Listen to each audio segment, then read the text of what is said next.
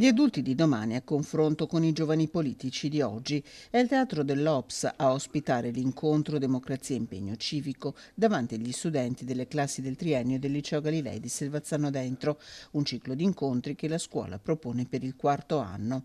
Giovani lontani dalla politica che vivono la difficoltà di una mancata rappresentanza a cui si rivolgono gli amministratori regionali e comunali, tra i quali il giovane presidente del Veneto Alberto Stefani. C'è bisogno dell'impegno dei giovani, oggi trovare giovani in politica è qualcosa di difficilissimo, ma solo un giovane è anagraficamente tenuto a guardare alla società dei prossimi decenni. Noi abbiamo bisogno di scelte che guardino alla società dei prossimi decenni, magari meno popolari, magari meno accolte con il favore delle telecamere, però sicuramente con il coraggio di fare scelte che guardano avanti. Politica come impegno, la proposta di Lisa Venturini. Un impegno che non si deve limitare però a comparsate piuttosto che a manifestazioni di protesta, ma deve essere un impegno civico, concreto, che si fa all'interno delle istituzioni, dove si studia, dove si sta a contatto con il cittadino, con il territorio, si capiscono i problemi, si trovano delle soluzioni e con tutta la fatica legata alle procedure amministrative e burocratiche si deve arrivare al risultato che attende il cittadino.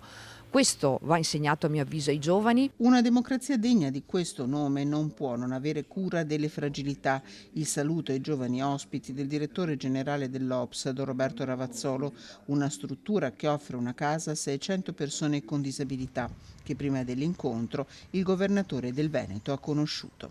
Sono qui anche per ringraziare tutti loro del lavoro straordinario che tutti i giorni svolgono. Prima ho incontrato medici, infermieri, educatori, psicologi, personale sanitario. Senza di loro realtà come questa non esisterebbero, ma soprattutto non esisterebbero dei servizi essenziali per i cittadini del Veneto ed era giusto oggi non solo fare colazione con loro e ovviamente con tutti gli utenti di questo centro, ma soprattutto ringraziarli del grande lavoro che svolgono.